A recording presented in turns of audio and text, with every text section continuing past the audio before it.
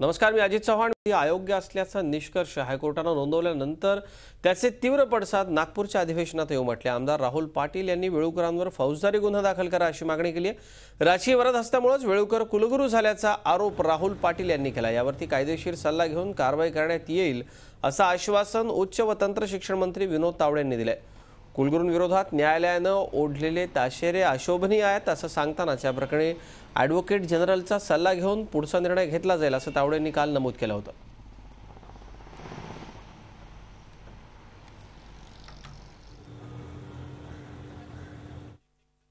विद्यापीठाच्या कुलगुरूविषयी हायकोर्टाचं असं काही वक्तव्य येणं हे खचितच शोभनीय नाही. तर युवा सेना, अखिल भारतीय विद्यार्थी परिषद आणि मनवी सेना कुलगुरूंच्या राजीनाम्याची मागणी केली आहे. कुलगुरूंनी कोर्टाने जे आदेश दिलेले आहेत त्याचा पूर्णपणे सन्मान करून राजीनामा द्यावा आणि जेव्हा कुलगुरूंची नियुक्ती झाली त्यावेळेला जी काही समिती होती ज्यांनी हे सर्व कागदपत्रांची तपासणी केलेली आहे त्यांच्यावरही सरकारने चौकशी बसवावी.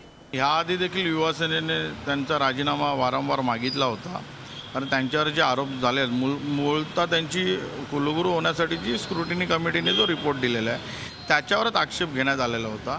आज देखील आम्ही विद्यापीठात गेलो आणि ज्या पद्धतीने आज न्यायालयाने जे ताशेरे मारलेत त्याची नैतिक जबाबदारी स्वीकारून कुलगुरूंनी राजीनामा द्यावा अशा पद्धतीची आम्ही आज मागणी केलेली आहे. यापुढे जाऊन आम्ही शिक्षण मंत्र्यांना भेटणार आहोत. पुढील आठवड्यात आम्ही राज्यपालांना देखील भेट घेणार आहोत. मुंबई विद्यापीठाचं कुलगुरूपद हे फार मानाचं, देशाला त्याला मान असतो आणि शैक्षणिक क्षेत्राला मान आहे. त्यामुळे अशा व्यक्तीवरती ताशेरे ओढणं फार मोठी गोष्ट आहे. त्यामुळे राजन वेळुकरांनी नैतिक जबाबदारी स्वीकारून त्यांनी जो निर्णय दिला आपल्या माननीय उच्च न्यायालयाने तर एक नैतिक जबाबदारी स्वीकारत त्यांनी काही काळापुरता त्यांनी आपल्या ह्याच्यापासून लांब राहावं, शैक्षणिक क्षेत्रापासून, अशी आमची मागणी आहे त्यांच्याकडे. डॉक्टर राजन वेळुकरांच्या नियुक्तीबाबतीत कोणते आक्षेप घेण्यात आले आहेत आपण यावर एक नजर टाकूया.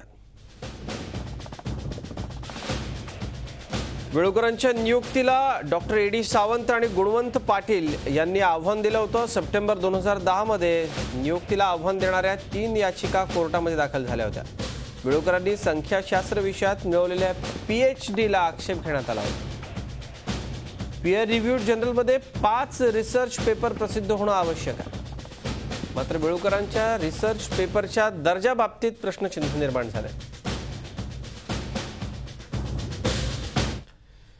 आणि ज्यांनी या सगळ्या संदर्भामध्ये याचिका केली होती त्या याचिकाकर्त्यांपैकी एक डॉक्टर ए.डी. सावंत आपल्यावर इथं स्टुडिओमध्ये. सावंत साहेब, स्वागत आपलं आमच्या स्टुडिओमध्ये.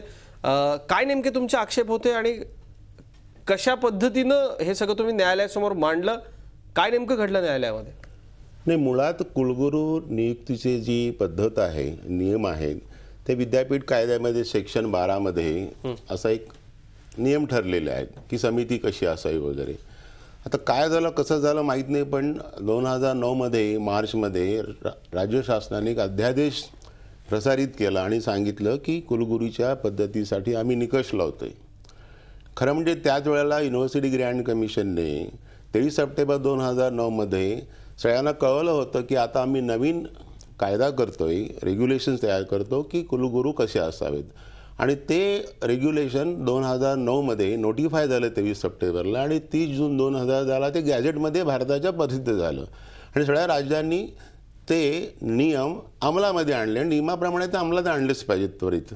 परंतु काय झालं, आपल्याकडे ह्या अध्यादेशाच्या मार्गाने कुलगुरू निवड समितीची रचनाच बदलली आणि ते बदलल्यानंतर जे काही गुणवत्ता त्यांनी 8 निकष दिले की इसेन्शियल क्वालिफिकेशन म्हणून त्या कायद्यामध्ये त्यांनी अमेंडमेंट केली आणि सांगितलं कुलगुरूंसाठी हे 5 निकष आवश्यक आहेत, 8 निकष आवश्यक. त्या दृष्टीने आम्ही सगळ्यांनी अर्ज केले. आता मुंबई विद्यापीठासाठी 98 अर्ज आले होते. त्याच्यातनं एक प्रक्रिया असते ती सौद समितीने ते तपासून आधी एक शॉर्ट लिस्टिंग केलं. त्यात 20 कॅन्डिडेट्स होते, त्याच्यामध्ये मी पण होतो. आता 20 कॅन्डिडेटमध्ये डॉक्टर वेळुकर सोडून सगळेच प्रोफेसर डायरेक्टर्स होते त्या दर्जाचे. कारण तसे एक ते निकषच होते की कुलगुरू होणारा माणूस हा प्राध्यापक ह्या कॅडरमधून त्याला 5 वर्षाचा प्रशासकीय अनुभव पाहिजे. असे एकूण 1 ते 8 निकष त्यांनी लावले. आता निकष हे फार सोपे आहेत.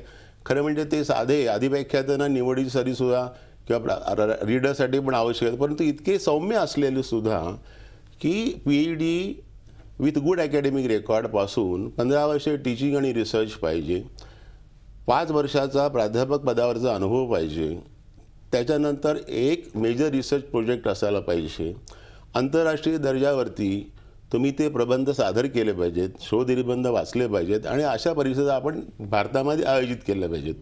असे 7 त्याच्यामध्ये कमीत कमी 5 पब्लिकेशन PhD झाल्यानंतर आपल्याला यायची आहेत. आता काय झालं, ह्याच्यामध्ये कुठल्याच गुणवत्तेमध्ये डॉक्टर वेलुकर बसत नाही हे मला माहीत होतं, कारण मी शासकीय संस्थेमध्ये प्राध्यापक होतो, ते आधी व्याख्याता होते. आता त्यांनी खरा मुळात अर्जच करणं चुकीचं होतं. एक शिक्षकाला कुलगुरूसाठी काय गुणवत्ता पाहिजे हे डिफाईन केलं आहे. आता पूर्वीसारखं नव्हतं राहिलं, कायद्यात बदल केला, चांगला केला, तो सौम्य का असे ना, पण कुठेतरी निकष आणले. परंतु निकषाचं पालन करणं हे सर्च कमिटीचं, निवड समितीचं काम होतं. आता 5 वर्ष प्राध्यापक म्हणजे प्रत्यक्ष माणूस प्राध्यापक पाहिजे. आता वेलुकर कधी प्राध्यापक झालेच नाही आहे. मग ते विद्यापीठाचं अकॅडमिक हेड की ज्याच्यामध्ये रीडर असतात, प्रोफेसर्स असतात, डायरेक्टर्स असतात, मोठे सायंटिस्ट असतात, he is also administrative head. हे सगळं असताना तो म्हणजे UGC तर म्हणते की 10 वर्ष प्राध्यापक असले त्याच्यातला अतिउच्चतम प्राध्यापकाला तुम्ही कुलगुरू करा, असे निकष आहेत. परंतु असे केल्यानंतर ते सुद्धा पाळणं आवश्यक आहे. तर ह्या संबंध अर्जामध्ये जेव्हा बायोडेटा आम्ही मागितला RTIमध्ये, तिथे कुठेही आवश्यक नोंदीच नाही आहेत आणि दिशाभूल करणाऱ्या नोंदी त्यांनी त्याच्यामध्ये घातलेल्या आहेत. परंतु काय झाले, पेटिशन 2 PIL वसंत गणू पाटील आणि नितीन देशपांडे ह्यांनी ह्या PIL केली होती आणि माझी स्वतःचं रीट पेटिशन होतं. मी जयपूरला होतो. त्याच्या आधी मी राज्यपालांना 4 पत्र लिहिली की साहेब आपली फसवणूक झालेली आहे. 4 पत्रे त्यांना मी लिहिली की तुम्ही त्यांना पदावरनं दूर करा, कारण विद्यापीठामध्ये घोटाळे होतील, की साधं पोस्ट नाही आहे, याच्यामध्ये खूप मोठी जबाबदारीची कामं आहेत आणि तो अतिउच्चम असा प्राध्यापक असायला पाहिजे, संशोधक पाहिजे, अनुभव पाहिजे. ह्यांना तो काहीच नव्हता. मग आम्ही सगळ्या माहिती मिळवता तोपर्यंत जजमेंट जी आली त्याच्यामध्ये 2 जजेस, जस्टिस गोडबोले आणि चीफ जस्टिस मोहित शाह ह्यांनी सांगितलं की दोघांमध्ये डिफरन्स ऑफ ओपिनियन झाली. त्याच्यामध्ये गोडबोले साहेबांनी म्हटलं की I don't agree what the other जज हॅज सेड. पण ह्या सगळ्या ह्याच्यामध्ये त्या सगळ्या मुद्द्यावरती साधक बाधक चर्चा आम्हालाही करता आली नाही की प्लीडिंग करताना वकिलांना हे मुद्दे सांगणं. आता 15 वर्ष टीचिंग म्हणजे काय, म्हणजे 15 वर्ष तुम्ही टीचर झाल्यावरती योग्य पद्धतीने रीतसर नेमणूक झाल्यानंतर तुमचा जेव्हा रिपोर्ट जातो 3 पेज 7 पेजमध्ये विद्यापीठाकडे, तेव्हा निवड समिती योग्य होती का, त्या विषयासाठी आपण पात्र आहात का, हे तपासून विद्यापीठ मग त्याला मान्यता देते. तिथून टीचिंग एक्सपिरियन्स सुरू होतो. मग टीचर झाल्यानंतर जर तुम्ही संशोधक असाल तर तुम्ही अर्ज करणार की मला रिसर्चसाठी मार्गदर्शन करण्यासाठी मला मान्यता पाहिजे. अशा या सगळ्या अनेक गोष्टी आहेत आणि हे सगळं न्यायालयामध्ये नेमकं काय घडलं, मग न्यायालयाने काय झालं हे आपल्याला जाणून घ्यायचं. सर एक ब्रेकसाठी मला थांबायचंय. आपल्याबरोबर याचिकाकर्ते AD सावंत सर आहेत, त्यांच्याशी आपण बोलतोय. एक छोटासा ब्रेक, लगेचच परतू. मुंबई विद्यापीठाच्या कुलसचिवांनी प्रतिक्रिया दिली आहे. कुलगुरू शोध समितीच्या निर्णयात आपण हस्तक्षेप करू शकत नसल्याचं कोर्टानं नमूद केलंय. त्यामुळे हायकोर्टानं समितीला 3ऱ्या पात्रता अटीविषयी विचारणा करू शकते. 8 पैकी 7 पात्रता अटी वेळुकरांनी पूर्ण केल्याचं कोर्टानं स्वीकारलंय. या सर्व बाबींना अपवाद केवळ 3ऱ्या अटीचा आहे. डॉक्टर MA खान कुलसचिव यांच्याकडून ही प्रतिक्रिया आली आहे आणि आपण चर्चा करतोय. डॉक्टर AD सावंत आपल्याबरोबर आहेत, याचिका करते. सर, कुलसचिवांची ही प्रतिक्रिया, खरं तर कुलसचिवांचा अधिकारच नाही त्याच्यामध्ये की ही अकॅडमिक क्वालिफिकेशन जी आहे त्यासाठी कमिटी आहे उच्चस्तरीय वगैरे अशी, तर त्यांच्या अखत्यारीतली गोष्टच नाही की कुलगुरू पात्र आहेत की नाही हे त्यांनी आधी तपासायला पाहिजे होतं ना कायद्याप्रमाणे. ते काय नाही तपासलं कागद मागून, ते त्यांनी बघायला पाहिजे की न्यायपालिकेमध्ये आहे, तुम्हाला ॲफिडेविट फाईल करायचे. युनिव्हर्सिटीने एकही ॲफिडेविट फाईल केलेलं नाही. ह्या 4 वर्षामध्ये विद्यापीठाच्या रजिस्ट्रारची, कुलसचिवांची कर्तव्य आहे की आपण आपलं ॲफिडेविट फाईल करणं. जो विद्यापीठ कायदा आहे त्याप्रमाणे कुलगुरूंची निवड व्हायला पाहिजे. हा कायदा का शासनाचा नाही, हा विद्यापीठाचा आहे. विद्यापीठ ॲटोनॉमस बॉडी आहे. मग जी 15 वर्ष टीचिंग म्हणजे काय, 15 वर्ष रिसर्च म्हणजे काय, मेजर रिसर्च प्रोजेक्ट म्हणजे काय, पब्लिकेशन म्हणजे काय, पीअर रिव्ह्यूड म्हणजे काय, मग ह्याबद्दल विद्यापीठाने उत्तर का नाही फाईल केलं माननीय हायकोर्टामध्ये. नाही फाईल केलं. ही जबाबदारी होती कुलगुरूंची रद्द करण्याचा. त्यांचा अधिकार नाही, त्यांचा अधिकार नाही, अधिकारच नाही. सर. हा 4-4.5 वर्ष मोठा दीर्घ आपण लढा लढलात. या दरम्यानच्या काळामध्ये मुंबई विद्यापीठामध्ये जे काय घडत होतं आपण सगळे बघत होतो. इतकं मोठं जागतिक दर्जाचं लौकिक असणारं हे विद्यापीठ आहे. विद्यापीठाच्या या सगळ्या कामांमध्ये खूप गांभीर्यानं पाहायला हवं. इथल्या नियुक्त्या असतील किंवा इथली इतर बाकीची सगळी कामं असतील, राजकीय हस्तक्षेप यात व्हायला नको असं सगळ्यांनाच वाटतं, पण तसं होताना दिसत नाही. याबाबतीत काय प्रतिक्रिया? नाही, खरं म्हणजे काय की दुर्दैवाने गेल्या 20-25 वर्षांमध्ये आम्ही बघतोय अतिशय विद्वान माणसांनी कधी कुलगुरू होण्याचा प्रयत्नच केला नाही, किंवा त्यांनी जर अर्ज केला तर त्यांचं कदाचित तुम्ही म्हणता त्या भाषेत लॉबिंग करण्याचा त्याला वेळच नसतं. सायंटिस्टला, मोठ्या विद्या विभाषित माणसाला हे कसं करण्याला कोणाच्या मागे फिरायला वेळ नसतो. They are busy in their own work. मग काय होतं असं, ह्या पद्धती ज्या होत्या त्या पद्धतीने कुलगुरू होते. शासनाने एक चांगलं पाऊल उचललं की काहीतरी गुणवत्ता असावी, पण ती गुणवत्ता आणखी धसाच लावतील अर्जदारच. मी म्हणतो ह्याच्यामध्ये जास्त दोष हा शिक्षकांचा आहे जे अर्ज करणारे. आपण लेक्चरर प्रोफेसर होण्यासाठी पात्र आहे की नाही त्यांनी स्वतः ठरवायला पाहिजे. आणि मग आता तुम्ही राज्यकर्त्यांकडे कोणी गेलं लॉबिंगसाठी, ते एवढं बघणार आहेत का? आज हे 4 वर्ष लागली ठरवायला ते पात्र आहेत की? हे खूप गंभीर आहे. हे सगळं ठरवण्याकरता ID सावंतांना मोठा लढा द्यायला लागलाय. हे खूप गंभीर आहे. आपण त्यावरही बोलूया एका ब्रेकनंतर. राजन विळूकरांच्या संबंधी आपण बोलतोय आणि आपल्याबरोबर प्राध्यापक डॉक्टर अरुण सावंत आहेत, याचिकाकर्ते. सर, या सगळ्या प्रकरणामध्ये एक खूप विदारक अनुभव तुम्हाला 4.5 वर्षांची लढाई लढायला लागली.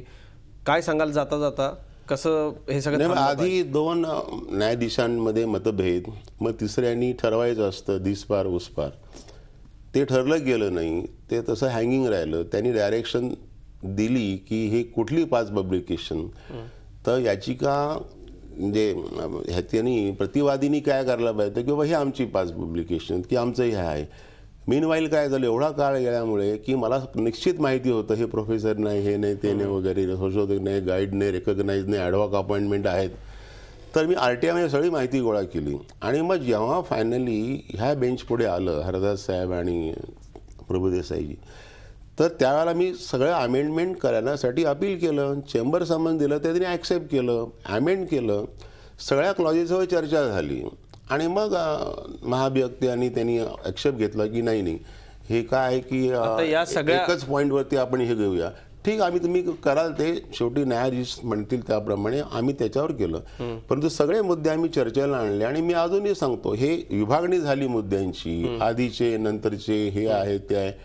परंतु माझं निश्चित सांगणं, कुठली कमिटी अपॉइंट करा, मी सांगतो त्या एक शेवटचं सब्जेक्टिव्ह म्हटलं की लिडरशिप क्वालिटी, ती प्रत्येकामध्ये आपापल्या याच्यामध्ये परीने असते. परंतु 1 ते 7 मध्ये एक PhD सोडून जी त्या नागपूर विद्यापीठाची आहे, तर त्याच्यावर सुद्धा आम्ही संशोधन चालू आहे. ते म्हणजे तुमचं थेट आव्हान आहे की कुठेही बसत नाही. अगदी सर, वेळ आपली आज संपलेली आहे. आपण आज आलात आमच्याकडे चर्चेला आणि हे सगळे मुद्दे मांडलेत महत्त्वाचे. खूप खूप धन्यवाद.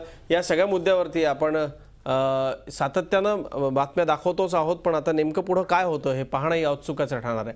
या बुलेटिनमध्ये इथेच थांबतो. जाता जाता आजच्या एडलेट टेस्टमधली कोणती जोडी नंबर 1 ठरली आहे ते पाहूयात. नमस्कार. झी 24 तास रहा एक पाऊल पुढे.